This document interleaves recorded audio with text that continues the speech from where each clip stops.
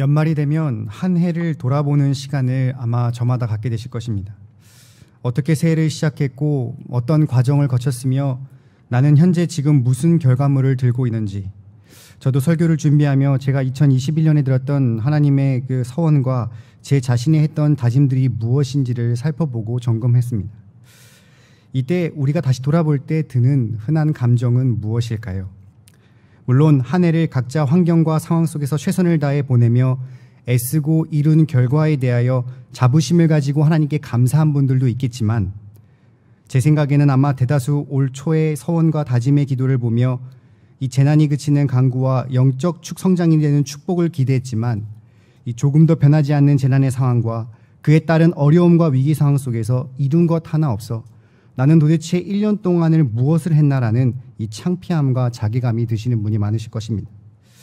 이로 인한 낙심과 좌절, 더 나아가 비참한 감정까지 드는 것이 일반적이니, 이러한 부정적인 감정은 더 나아가 우리가 새롭게 받아 새 힘을 얻어야 할 다가올 새해에도 반복될 실패 역사를 기억하며 하나님께서 인도하시는 신년을 더 설레리지도 더 결단하지도 않는 패단으로 이어지게 되는 경우를 종종 보게 됩니다. 실패는 반복적일수록 사람을 부정적으로 만들게 되는 경우지만, 오히려 이러한 실패를 자양분 삼아 더 성공하는 사람도 있습니다. 우리가 소위 말하는 위인들이 바로 그런데, 대표적으로 우리가 잘 알고 있는 토머스 에디슨은 그가 낸 특허의 발명품이 1094개라고 합니다. 그런데 그를 취재한 한 기자의 말에 따르면 그가 성공한 발명품 수의 정확히 100배 이상을 실패했다고 하니, 그는 삶의 약 10만 번 이상을 실패를 경험한 자가 되는 것입니다. 그럼에도 그가 굴하지 않고 이러한 실패를 이겨낼 수 있는 방법을 한 인터뷰에서 다루고 있었는데, 그는 가정복음용 전구를 발명하며 7,000번을 실패했을 때 그 소감을 묻는 기자에게, 나는 7,000번을 실패한 것이 아니라 이 7,000번이나 전구가 들어오지 않는 방법을 발견했을 뿐이다 라고 대답하며, 그가 이런 진취적이고 소망적인 마인드로 이겨냈음을 말하고 있습니다. 이처럼 유명한 사람들이 실패를 극복하는 방법이 있듯이 오늘 본문에도 이 철저한 실패 앞에 다시 한번 일어나 재기하여 승리하는 인물이 나타나는데, 바로 유대의 14대 왕 므낫세의 왕입니다. 그는 신앙의 많은 부분을 확립하고 진보를 이루었던 아버지 히스기야의 왕의 아들로서 12살의 어린 나이에 등극하여 무려 55년 동안 통치하며 남북 이스라엘 다 합쳐 가장 최장기 집권을 한 왕입니다. 그런 그가 하나님 앞에 잘해서 오랜 집권을 한 것이 아닌, 그를 열왕기서에 표현하기로 악한 왕으로 분류한 만큼 그는 집권 당시 수많은 악행을 저지르기도 한 왕이었습니다. 그런 그가 이제 60대에 접어들어 하나님의 징계하심에 따라 나라가 완전히 망하고 수많은 백성들은 죽으며 남은 백성들은 코에 갈고리가 퀭인 채 포로로 잡혀가는 그야말로 수치스럽고 참담한 실패를 맛보게 됩니다. 그렇게 실패한 인생으로 전락하여 마무리될 것 같았던 그에게 하나님께서는 다시 일어나 왕으로 재기하게 하셨으며, 마지막에는 승리하는 삶으로 마감하게 하신 것입니다. 이 열왕기서와 역대가 같은 이스라엘의 반복된 실패 역사를 바라보면 늘 다람쥐 쳇바퀴 같이 돌아가는 우리의 실패한 것 같은 인생을 바라보게 됩니다. 구원해 주신 하나님 앞에 불순종하고 불충하여 실패를 경험하고 간구하여 구원을 받는 이스라엘 백성들이 비단 현대시대의 성도들의 삶과 다름없어 보이기 때문입니다. 그렇다면 본문에 실패하였지만 다시 일어나 승리하게 된 이 므낫세 왕처럼 성도 또한 한 해 마땅히 드려야 했지만 드리지 못해 실패한 것처럼 보이는 이 서원과 다짐 앞에서 어떻게 한번 다시 일어나 극복하고 2022년 이 새해에 새롭게 다짐하며 하나님 앞에 승리하는 삶으로 영광 돌릴 수 있는 것입니까?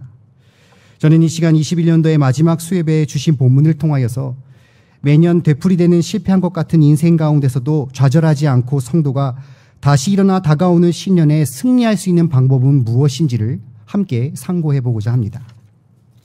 첫째로, 성도가 반복된 실패 가운데서도 다시 일어나 승리할 수 있는 방법은 하나님이 되신 여호와께 겸손히 모든 것을 맡기고 간구하는 것입니다. 다 함께 10절부터 13절까지의 말씀을 함께 합독하겠습니다. 여호와께서 므낫세와 그의 백성들에게 이르셨으나 그들이 듣지 아니하므로 여호와께서 아수르의 왕의 군대 지휘관들이 와서 치게 하시매 그들이 므낫세를 사로잡고 쇠사슬로 결박하여 바벨론으로 끌고 간지라. 그가 환난을 당하여 그의 하나님 여호와께 간구하고 그의 조상들의 하나님 앞에 크게 겸손하여 기도하였으므로 하나님이 그의 기도를 받으시며 그의 간구를 들으시사 그가 예루살렘으로 돌아와서 다시 왕위에 앉게 하시매 므낫세가 그제서야 여호와께서 하나님이신 줄을 알았더라. 아멘. 서론에 언급된 대로 므낫세 왕은 열왕기서의 악한 왕으로 분류될 만큼 악행을 저질렀던 자입니다. 이는 본장 1절부터 9절에 아주 상세하게 기록되어 있는데 그는 신앙심이 깊었던 아버지 히스기야 왕의 반발심 때문인지는 몰라도 이 악행에 대한 정확한 동기는 없었지만 여호와를 섬긴 것보다 타락한 종교에 더욱더 열과 성을 내었습니다. 히스기야가 파괴했던 산당을 다시 세우고 바알들을 위해 단을 쌓았으며 아세라 묵상을 만들고 본래 바벨론과 니느웨의 신들이었던 1월 성신을 숭배하였으며 솔로몬 성전에 이기도의 묵상과 단을 쌓았습니다. 거기서 그치지 않고 바알신을 섬기기 위해 그의 아들들을 희생제물로 바쳤으며 점치며 사술하고 요술을 행하며 신접하는 자와 박수하는 자를 시임하는 등 그야말로 하나님께서 경멸하시는 온갖 우상의 악을 자행했으니 그에 따른 심판과 처절한 심판에 실패한 삶은 이미 예견되어 있었습니다. 10절을 통해 하나님께서는 마지막으로 기회를 주시기 위해 선지자를 보내셔서 이를 돌이키고자 하셨으나 그는 이마저도 무시하였습니다. 그는 어려서부터 힘과 권력이 있었으며 온갖 부와 재물을 가졌기에 어렸을 때부터 형식적으로 섬겼던 하나님의 말씀들이 들어오지 않았던 것입니다. 그리고 그 결과 므낫세 왕의 모든 것들은 철저하게 무너져 버렸습니다. 당시 이스라엘은 친아수르 정책을 펼쳤음에도 불구하고 이 소국과도 같았던 나라에 아수르가 쳐들어와 이 므낫세 왕을 붙잡고 백성들을 죽이고 포로로 끌고 가는 모습은 그야말로 정치적으로나 사람 편으로는 이해할 수 없는 것이었지만 이는 당연히 응당 하나님께서 아수르를 징계의 수단으로 사용하셨기 때문입니다. 이러한 실패의 사실 앞에 므낫세 왕이 할 수 있었던 것은 무엇이겠습니까? 바로 그는 여호와를 바라보며 여호와 앞에 진심 어린 고통의 회개와 간구를 올려드릴 수밖에 없었습니다. 그는 이런 환난 속에 그의 고통이 더욱더 극진할 수밖에 없었던 것은 그가 아버지 히스기야 왕이 얼마나 하나님을 사랑하고 우상을 척결하였으며 종교개혁을 단행한 자인 것을 늘 옆에서 목도했기 때문입니다.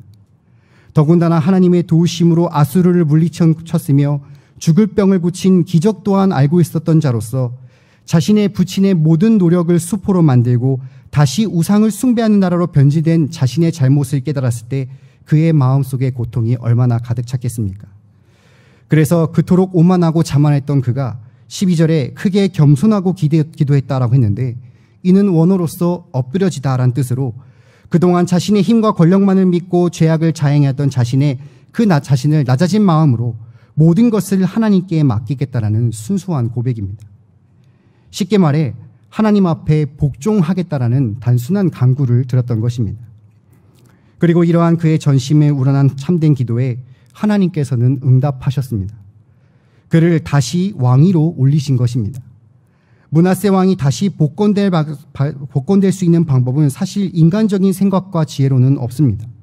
이미 나라는 망했으며 백성들은 죽고 잡혔고 설령 나라가 존속한다 할지라도 자신들의 입만에 맞는 자로서 대처하는 것이 더 인간적으로 봤을 때 타당했기에 하나님께서는 그를 다시 왕으로 올라 재기할 수 있는 기도의 응답을 보여주심으로써 다시 승리하는 길로 인도해 주셨던 것입니다.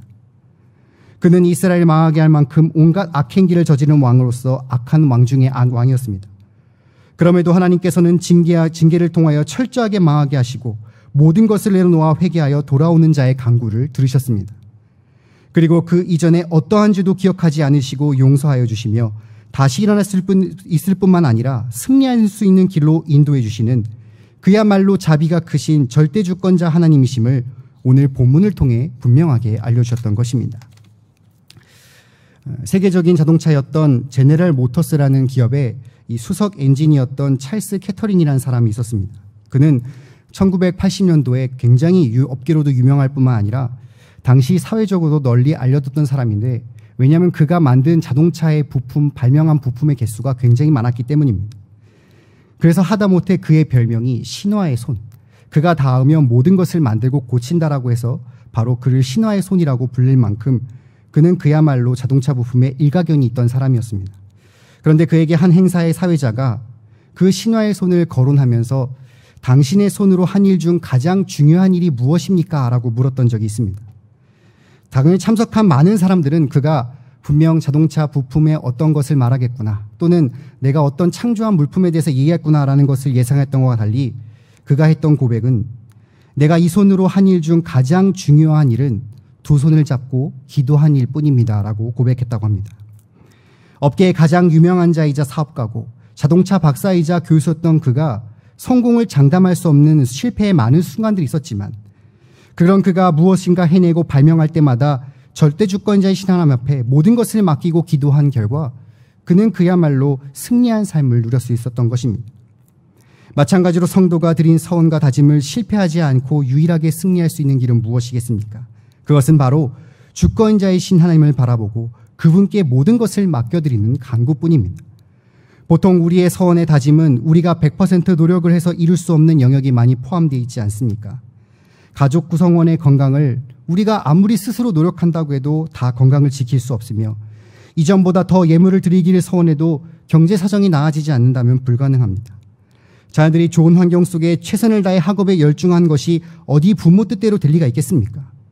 하물며 가장 지킬 수 있다고 느끼는 이 영적의 성장조차도 나약하고 연약한 우리의 의지로 한계가 있음을 느끼는 것이 아마 대다수일 것입니다.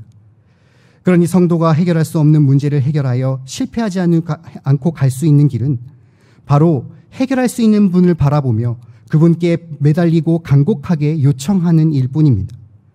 바로 사람 편에서 할 수 없지만 이 모든 것을 아시고 모든 것을 할 수 있는 전지전능하신 하나님 앞에 우리의 전심의 간구를 비롯할 때에 비로소 우리는 다시 일어나 승리하는 삶을 이어갈 수 있는 것입니다.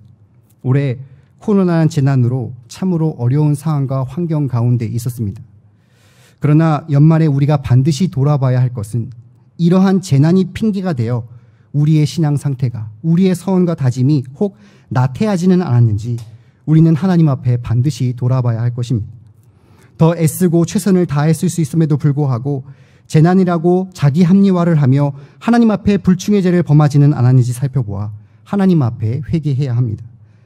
그리고 다가올 신년에 비록 재난은 종식되지는 않았지만 연약하고 나태해진 우리의 마음을 잡고 순전한 서원을 드려 지키도록 애쓸 뿐만 아니라 우리에게 모든 것을 하시는 여호와 앞에 간구를 드릴 때 우리는 비로소 내년에 승리하는 삶을 살 수 있지 않겠습니까? 주신 말씀처럼 올 한 해 나태하고 연약한 우리의 모습을 회개하고 오직 절대주권자이신 하나님 앞에 간구하심으로써 다가오신 신년의 겸손한 모습으로 승리하는 성도의 삶을 사시는 경양의 모든 성도들 되시기를 주님의 이름으로 간절히 바랍니다. 둘째로, 성도가 반복된 실패 가운데서도 다시 일어나 승리할 수 있는 방법은 하나님이 되신 여호와께 기뻐하는 삶으로 개혁하는 것입니다. 14절부터 19절까지의 말씀을 함께 합독하겠습니다. 그 후에 다윗성 밖 기온 서쪽 골짜기 안에 외성을 쌓되 어문 어기까지 이르러 오벨을 둘러 매우 높이 쌓고 또 유다 모든 견고한 성읍에 군대 지휘관들을 두며 이방 신들과 여호와의 전의 우상을 제거하며 여호와의 전을 건축한 사내와 예루살렘에 쌓은 모든 제단들을 다 성 밖에 던지고 여호와의 제단을 보수하고 화목제와 감사제를 그 제단 위에 드리고 유다를 명령하여 이스라엘 하나님 여호와를 섬기라 하매 백성이 그의 하나님 여호와께만 제사를 드렸으나 아직도 산당에서 제사를 드렸더라. 므낫세의 남은 사적과 그가 하나님께 한 기도와 선견자가 이스라엘 하나님 여호와의 이름으로 권한 말씀은 모두 이스라엘 왕들의 행장에 기록되었고 또 그의 기도와 그의 기도를 들으신 것과 또 그의 모든 죄와 허물과 겸손하기 전에 산당을 세운 곳과 아세라 묵상과 우상을 세운 곳들이 다 호세 사기에 기록되니라. 아멘.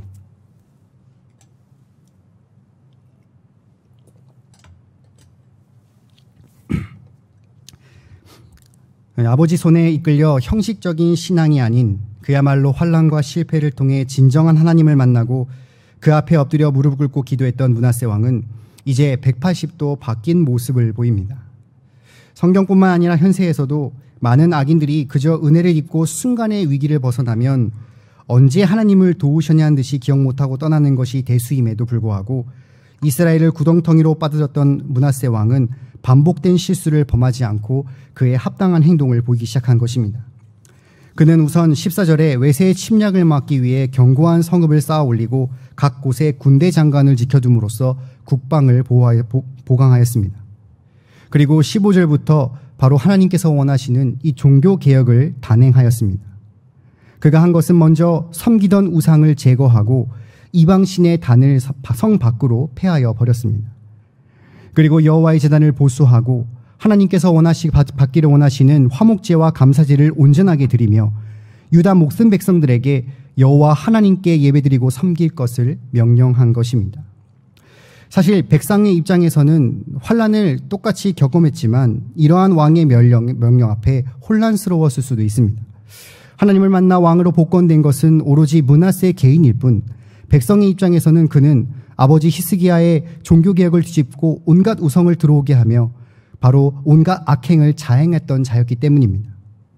말 그대로 하나님의 언약을 파기하였던 자였기 때문에 그가 이제 와서 다시 여호와를 섬기라는 명령 앞에 백성들은 혼란스러울 수밖에 없었고 결국 그들은 여호와께 예배를 드렸지만 바로 산당에서 예배를 드렸다 했습니다. 이는 하나님께서 산당에서 예배를 드리지 말라는 명령에 위배되는 것으로 그의 종교개혁이 아주 완벽하지 않음을 암시하고 있습니다. 그럼에도 그는 이러한 백성들에게도 반응에도 신경치 않고 삶이 마감하는 날까지 하나님 앞에 바로 섰습니다. 아니 하나님을 기뻐하시는 삶을 살기 위해 노력하였습니다. 비록 악행을 하는 자였지만 그의 이러한 종교개혁의 여왕은 역사상으로 보았을 때 정말 미비하기 그지없었지만 이러한 작은 개혁이 그를 이스라엘 열방의 행장, 즉 이스라엘 역사서에 철저한 악한 왕이 아닌 하나님께 징계를 통해 회개하여 돌아오게 한 종교개혁을 단행한 왕으로서 기록하게 하였으며 그의 행적까지도 면밀하게 기록되는 결과를 나타낸 것입니다. 그리고 더 나아가 하나님께서는 그를 승리하는 왕으로서 마무리하는 결과까지도 이르게 하셨던 것입니다. 그의 이러한 작은 개혁은 비록 므낫세의 아들이자 더 악한 왕이었던 아몬에 의해 짓밟혔지만 바로 그 후에 요시야 왕의 전면 종교개혁을 통하여 이어지는 그야말로 역사의 도구로 사용되는 영광까지 누렸음을 우리는 성경을 통해 분명하게 볼 수 있는 것입니다. 올해 저에게 작은 성취가 하나 있다면 그것은 체중 감량을 한 것입니다. 원하던 목표 체중까지는 이르지 못했지만 저는 키에 비해 세 자리 숫자가 넘어가는 심각한 비만에서 약 20kg 정도를 감량했습니다. 이 자리를 빌어서 말씀드리는 이유는 대면 예배 시 안내할 때 하도 많은 성도님들께서 저에게 어디 아픈 건 아니냐라고 물어보시기에 정말 이전보다 건강하고 날아갈 것 같은 삶을 살고 있다고 말씀드리고 싶습니다. 방금 질문과 더불어 저에게 많은 분들이 또 어떻게 뺐냐라고 물으시는 분도 많습니다. 제가 전에 실패했을 때와 다르게 이번을 비교해 본다면 그것은 저의 삶의 아주 작은 부분을 바꾼 것입니다. 그전에는 이제 몸이 힘드니까 어떻게든 단식을 통해서 조금 먹고 뭔가를 절제해서 내가 빼야겠다라는 노력을 했던 반면 이번에는 저의 하루의 24시간 중에 반드시 1시간만큼은 내가 매일 운동하고 투자하겠다라고 결심하고 행하게 되었습니다. 그런데 이게 말이 쉽지 매일 하루 운동한다는 것이 이렇게 힘든 건지 처음에는 몰랐습니다. 목사님, 저는 유독 바쁜 일정들이 가끔 있을 때가 있는데 예를 들어 지방에 장례를 다녀오고 아주 늦은 시간이라든가 또는 저녁 예배가 끝나고 피곤한 시간들, 그런 시간에도 와서 해야 했고 설교를 준비할 때도 설교가 끝난 뒤에도 항상 해야 하니 정말 쉽지 않은 일들이었지만 저는 스스로 끝까지 묵묵히 참고 행하였습니다. 그리고 그런 삶의 작은 변화가 힘들게 운동을 하니 이 들인 수고가 너무나 아까워 저의 먹을 입을 맞게 했고 이내 체중의 감량의 속도가 붙어 더욱더 철저하게 된 결과 감량에 성공했던 것입니다. 이처럼 응당 한 해 하나님께 드린 서원과 다짐 또한 마찬가지 아니겠습니까? 장황하게 쓴 우리의 서원과 다짐을 정말 처음부터 다 지키고자 한다면 이룰 수 있는 사람이 없을 것입니다. 세상 말대로 작심삼일로 끝나버리고 마는 것입니다. 그러나 한 해 동안 꾸준히 하나님 앞에 지켜야 할, 끝내 승리할 수 있는 것은 바로 우리가 삶에 작지만 이 작은 변화, 이 작은 개혁이 우리에게 삶에 있을 때 가능한 일입니다. 그러한 작은 변화는 시작이 미비할지라도 이내에 쌓아가며 그 결과는 창대해질 뿐만 아니라 비로소 그 끝에는 하나님 보시기에 기뻐하는 흡족한 삶이 되니 바로 우리가 이러한 부분에 변화되지 않겠습니까? 하나님 보시기에 기뻐한 삶으로 작은 부분씩 개혁되고 간다면, 그리고 유지한다면 비로소 우리는 하나님 앞에 승리하는 삶을 살 수 있는 것입니다. 하나님 앞에 예물의 서원을 할 때 우리의 상업에 최선을 다하여 열중할 뿐만 아니라 기꺼이 드리는 연습을 해야 합니다. 가족의 건강을 부릴 때는 당연히 건강한 삶을 살도록 노력하고 관리를 시켜야 합니다. 자녀의 학업을 강구할 때는 나는 과연 자녀를 보기에 어떠한 부모인지를 살펴보며 가정의 분위기가 학업에 전념할 수 있도록 변화시켜야 되지 않겠습니까? 영적의 성장을 다짐할 때는 무엇보다도 목에 칼이 들어안이 있어도 내가 반드시 하루에 한 장이라도 성경을 읽겠다, 그 한 장을 묵상하겠다라는 모습이 필요하며, 전도를 사모한다면 주위의 사람들을 생각하고 평소에 성도의 선한 영향을 나타내도록 노력해야 하는 것입니다. 이 모든 것들이 하나님께서 기뻐하신 삶으로 조금씩 변화되어 개혁하며 그것을 유지하며 나아갈 때 우리는 비로소 한 해를 돌아볼 때에 하나님 보시기에 기뻐하시는 승리의 삶을 살 수 있습니다.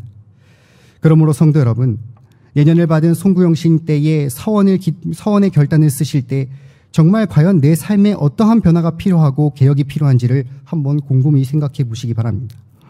그것은 장황하거나 거창할 필요 없이 우리의 삶에 작지만 반드시 내가 하나님을 기쁘시게 할 수 있는 일이 무엇인지를 깨닫고 생각하며 서원과 다짐을 쓰신다면 올해 비록 후회와 부끄러움으로 보낸 자 할지라도 내년에는 반드시 감사와 영광을 돌리는 승리의 삶으로 하나님께 영광 돌릴 수 있을 것입니다. 주신 말씀처럼 올 한 해 돌아보아 하나님께서 기뻐하시니 무엇인지를 깨달아 우리의 삶에 개혁함으로써 다가오는 신년의 변화된 모습으로 승리하는 성도의 삶을 사시는 경향의 성도들 되시기를 주님의 이름으로 간절히 바랍니다. 사랑하는 경향의 성도 여러분, 헌신을 다짐하시는 34, 35, 36, 37 남전도 회원 여러분, 연말에 우리는 흔히 유종의 미를 잘 거두자라는 말을 많이 합니다. 시작과 과정도 중요하지만 사람에게 아무래도 마무리가 중요한 것은 그 일을 시작할 때 초심을 기억하고 그 일을 반드시 마무리했을 때 또다시 또 우리가 새로운 일로 나아갈 수 있기 때문일 것입니다. 여러분들은 올 한 해 유종의 미를 잘 거두고 계십니까? 우리는 21년도 코로나19로 인하여서 참 어렵고 힘든 상황 가운데 보냈습니다. 1년을 도대체 어떻게 간지 모를 정도로 우리의 삶은 제한됐고 신앙생활에도 통제가 있어 정말 사모하는 성전을 오지 못하고 그토록 보고 싶어하는 우리 성도들과의 교제 또 행사도 하지 못해 그야말로 눈물겨운 한 해였습니다. 그러나 이러한 재난 속에서도 우리는 각자 하나님 앞에 우리의 서원과 다짐이 잘 이루어졌는지 살펴보며 마무리 짓지 않을 수가 없습니다. 여러분들이 정말 이 서원과 다짐을 대로 그 초심대로 한 해를 열심히 달려오셨는지 그렇지 못했는지 살펴보며 우리는 오늘 주신 말씀을 반드시 곱씹어 봐야 하는 것입니다. 우리는 올해 서원과 다짐을 지키지 못한 실패 앞에 반드시 하나님 앞에 우리의 죄를 회개하고 겸손히 그분께 모든 것을 맡겨야 합니다. 우리가 인간적으로 할 수 없는 것에 대해 전능주의시자 유일신이신 하나님 앞에 반드시 간구하신다면 들어 응답하사 이 돌아올 새해에는 우리를 승리의 삶으로 인도하실 것입니다. 우리는 서원과 다짐을 지키지 못한 실패 앞에 반드시 하나님께 기뻐하신 삶으로 작지만 개혁의 변화가 있어야 합니다. 비록 어렵더라도 끝까지 지켜나가기만 한다면 하나님께서는 끝내 그 끝을 창대케 하사 우리를 승리의 삶으로 인도하실 것입니다.